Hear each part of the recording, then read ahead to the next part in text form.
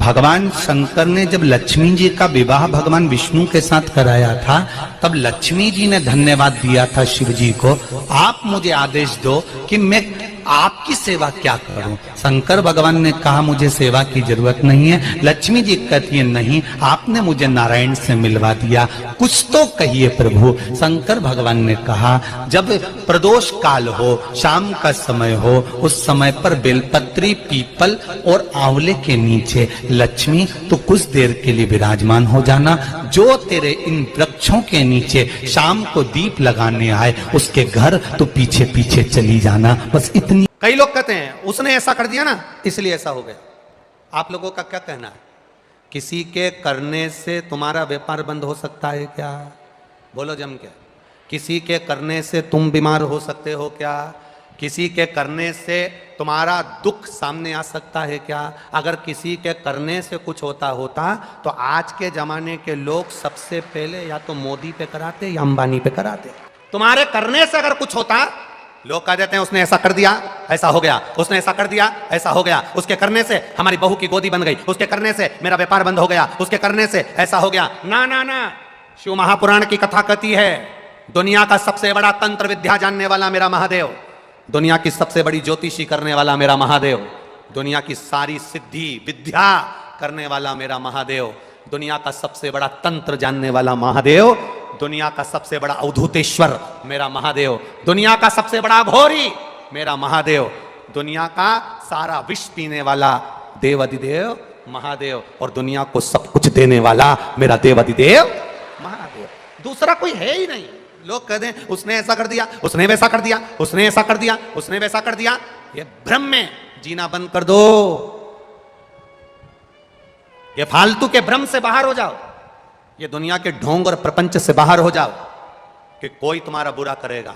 किसी का कोई बुरा नहीं करता। शिव महापुराण की कथा करती है बुरा हमने जो पूर्व में करा है उसका फल आज हमको भोगना पड़ रहा है। अच्छा करा होगा अच्छा मिल रहा है, बुरा करा होगा बुरा मिल रहा है। बस एक स्मरण में तुम्हारे रखना कि अगर जिंदगी दुख में चल रही है तो शंकर का भजन करना प्रारंभ कर दो, जिससे भजन से हमारा दुख जल्दी कट जाता है और सुख का समय हमारे सामने आ जाता है। भजन से हमारा दुख। जो मार्कंडे जी को बांधने के लिए फेंका था यमराज ने, वो फंदा शंकर के शिवलिंग पर पड़ गया। वो फंदा भगवान शंकर के शिवलिंग पर पड़ा, शिव जी को क्रोध आया। आप जब शंकर जी को एक लोटा जल चढ़ा रहे हो, शंकर जी का गुणगान कर रहे हो, शिव मंदिर जा रहे हो, शिवालय जा रहे हो, शंकर भगवान पर एक बेलपत्र चढ़ा रहे हो, शंकर भगवान के मंदिर में सेवा कर रहे हो, झाड़ू लगा रहे हो, पोछा लगा रहे हो, सेवा में लीन हो, तो समझ लेना कि यह कोई साधारण सी भक्ति नहीं। शंकर को जब हम एक लोटा जल समर्पित करते हैं, शिव हमारे हाथ को पकड़ लेता है, फिर वो हमें डूबने नहीं देता है, संसार सागर में तकलीफ नहीं भोगने देता, कष्ट नहीं भोगने देता। मार्कंडे जी ने अपने पिताजी से पूछा था कि रक्षा करने वाले कौन, तो कहा 33 कोटि देवी देवता। जब 33 कोटि देवी देवता का नाम सुना तो 33 अक्षर के महामृत्युंजय मंत्र को सिद्ध कर लिया।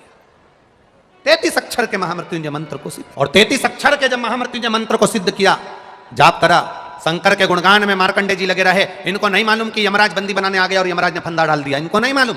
आप शंकर की आराधना में लगे रहते हो, शिव भक्ति में लगे रहते हो, शंकर की उपासना में लगे रहते हो, शंकर भगवान की सेवा में, पूजन में, अर्चना में, शिवालय जाना आपने प्रारंभ कर दिया, शंकर को एक लोटा जल चढ़ाना प्रारंभ कर दिया। जिसने शिव मंदिर में एक लोटा जल चढ़ाना प्रारंभ कर दिया, जो शंकर के मंदिर जाना चालू कर दिया, अगर दुख आ भी गया ना, कब वापिस चले जाएगा मालूम नहीं पड़ेगा। और भगवान की भक्ति हमारे दुख को काट दे। कोई कहे तुमसे कि इसने हमारा बुरा कर दिया, उसने बुरा कर दिया, ना ना भाई ना ना, इस ढोंग और प्रपंच में मत पड़ना कि कोई तुम्हारा बुरा करता है।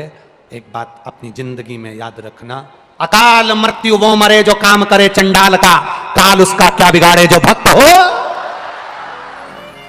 जो शिव का उपासक होता है, शंकर का भजन करने वाला होता है, जिसने जिंदगी में एक बार शंकर के शिवलिंग का स्पर्श किया होता है, जो जिंदगी में एक बार शंकर का भजन करा होता है, उसका बाल बांका दुनिया में कोई नहीं कर सकता। वो जीता है तो शान से जीता है, अड़भंग होकर जीता है, अड़भंग होकर। लोगों ने कह दिया तुम्हारे ऊपर किसी ने विद्या कर दी, किसी ने कह दिया तुम्हारे ऊपर जादू कर दिया, किसी ने कह दिया तुम्हारे ऊपर यह कह दिया।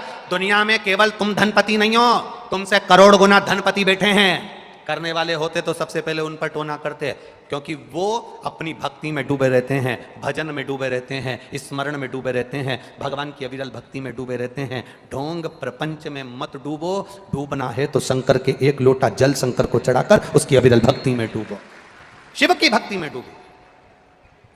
और जो एक बार शंकर भगवान की अविरल भक्ति में डूब जाता है, शंकर की आराधना में डूब जाता है, शिव स्मरण में डूब जाता है, शंकर की आराधना में तुम डूबे हो। मार्कंडे ऋषि शिव की आराधना में डूबे थे, फंदा आया, यमराज ने फंदा फेंका, पर वो मार्कंडे पर नहीं गया, वो फंदा गया तो देवाधिदेव महादेव पर गया। अगर दुनिया के लोग तुम पर कुछ फेंकेंगे भी ना, अगर तुम शंकर की आराधना में लगे हो तो वो तुम पर नहीं आएगा, महादेव पर चला जाएगा, शिव पर चला जाएगा। फंदा गया, शिव जी पर गया, खड़े हो गए मेरे देवाधिदेव महादेव, मेरे शंभु, मेरे शंकर, मेरे कैलाश अधिपति, मेरे देवाधिदेव महादेव सामने खड़े थे। यमराज ने कहा आप विधान नहीं जानते? शिवजी ने पूछा कौन सा विधान? आपको नहीं मालूम? ये बच्चा 12 वर्ष की आयु में मरेगा, इसका विधान टल नहीं सकता, इसको 12 साल की आयु में मरना पड़ेगा, इसलिए इसका आज का आखिरी दिन था, इसलिए मैं इसको उठाने के लिए आया हूं, इसको मारने के लिए आया हूं।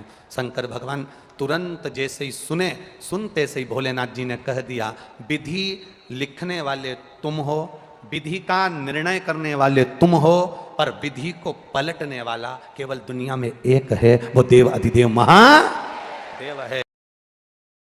किसी ने पूछा कि चावल का दाना एकादशी पर भगवान शंकर को चढ़ा सकते? चावल का दाना शंकर जी को चढ़ाते क्यों है, पहले तो वो समझ में। बेलपत्री का तो महत्व आपको बार बार बताया कि बेलपत्री शिव जी को क्यों चढ़ाई जाती है, कहीं रोग के लिए, कहीं बीमारी के लिए, कहीं किस कार्य के लिए, कहीं कोई कार्य के लिए, कहीं कोई कार्य के लिए। चावल का दाना अगर हम शंकर भगवान को चढ़ा रहे हैं तो क्यों चढ़ा रहे हैं, उसका कारण क्या है? चावल का दाना शिव को चढ़ाने का केवल एक कारण रहता है कि चावल को अक्षत कहते हैं।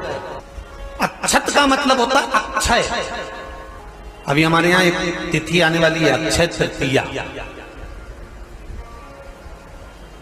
उसका मतलब क्या होता है? अक्षय, जिसका कभी क्षय ना हो। और जब चावल का दाना, तो यहां शिव महापुराण की कथा करेगी, चावल का दाना हम शिव जी को क्यों चढ़ाते हैं, भगवान को क्यों समर्पित करते हैं, भगवान की पूजन में अक्षत क्यों समर्पित करते हैं, चावल क्यों समर्पित करते हैं, उसका कारण क्या है? तो कहा आज मैंने जब चावल का दाना आपको समर्पित करा है, जिस भाव से, जिस विश्वास से, जिस श्रद्धा से, जिस मन से मैं आपको रिझा रही हूं, हे भोलेनाथ मेरी ये मनोकामना पूर्ण कर, इसको अक्षय कर देना, इसको अमर कर देना, बस इतनी कृपा आप कर।